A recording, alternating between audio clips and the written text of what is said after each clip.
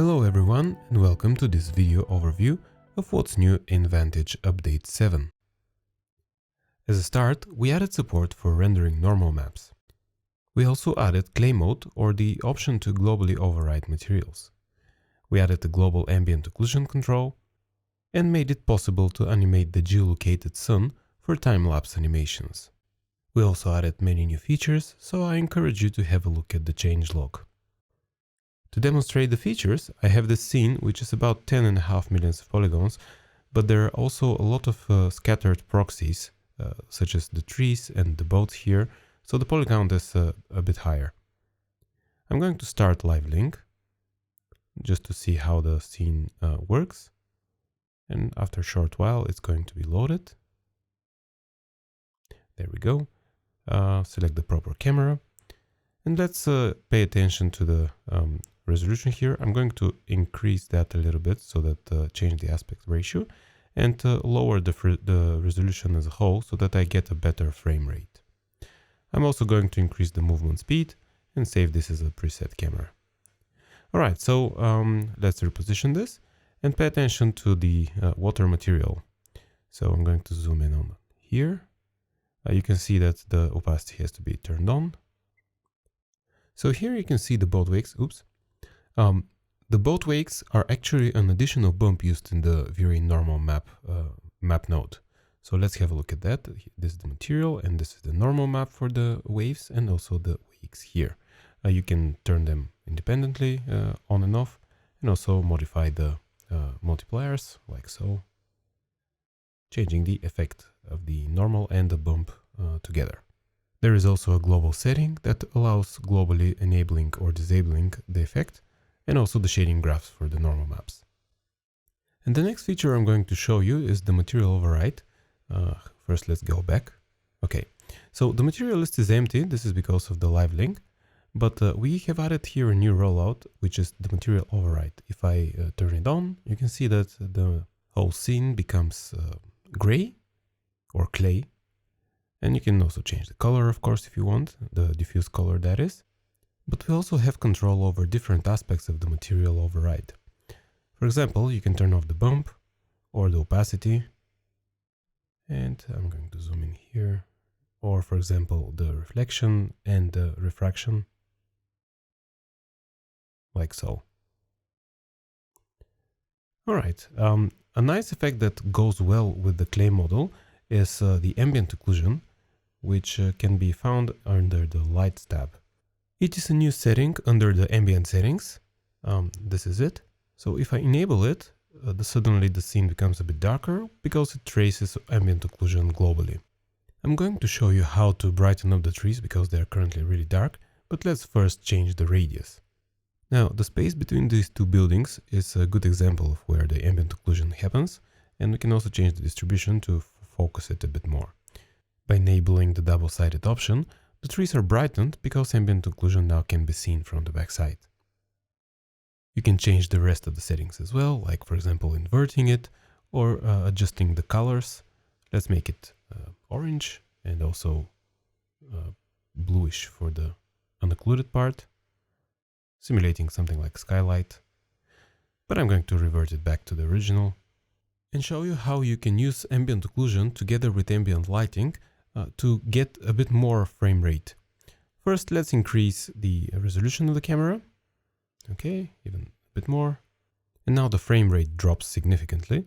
So I'm going to turn off the GI tracing and the refraction tracing, for example, and turn off the coat as well. Alright, so the scene is really dark. I'm also going to disable the lights and increase the intensity of the ambient light. This way I get some fill light all over the scene without actually tracing it, so the performance is really good. Let's add some bluish tint to simulate the skylight. We can also turn on the lights. Let's see how this looks.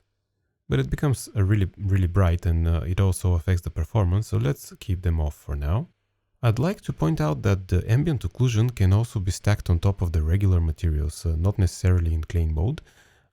Let's, however, increase the ambient light intensity. Okay, and you can see how much definition adds the ambient occlusion. Let's shrink down the radius. Let's turn on the sun and lower the ambient light to see how much difference does it make. I'm going to also enable the GI and all the ray tracing, because I think 100% ray traced image is much better looking. Okay, so I'm going to export the scene as a static viewer scene and continue working in Vantage. Alright. So this way we now have full control over all aspects of the scene, including lights and the materials as well. Of course, I showed the clay material, but what I wanted to show is animating the sun. Now you can see I'm going to disable all the lights and leave only the sun.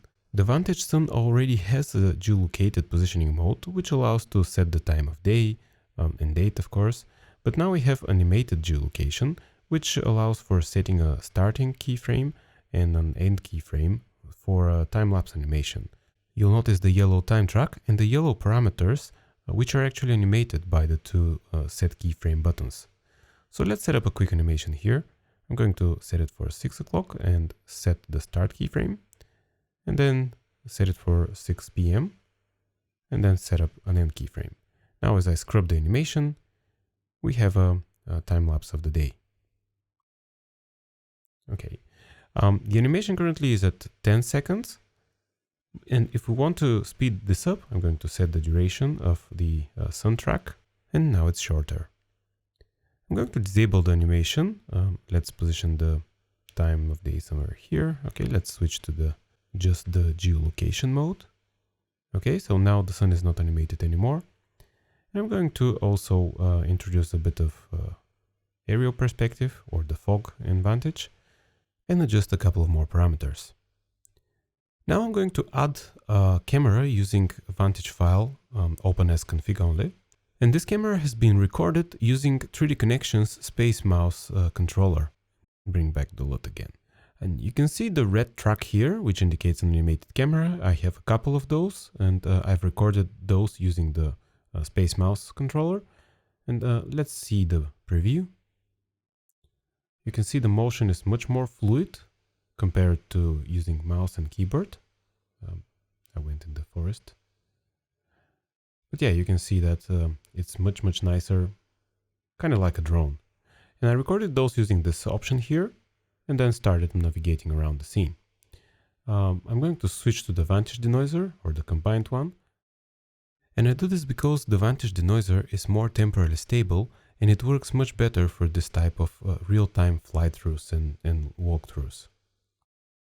On the other hand, the NVIDIA AI denoiser works better for production rendering, so I'm going to use that when I'm doing the higher quality rendering for this animation. And to wrap this video, I'm going to talk about one minor addition to the render queue window. In the still image rendering mode, you can now add all of the cameras that you have in your scene with one click. We also added support for JPEG file output, and I'm going to use this one here. Okay, and now you can see that all the cameras have been added and ready for batch rendering. And that concludes this video. I hope you like the new features. Thanks for watching, and take care.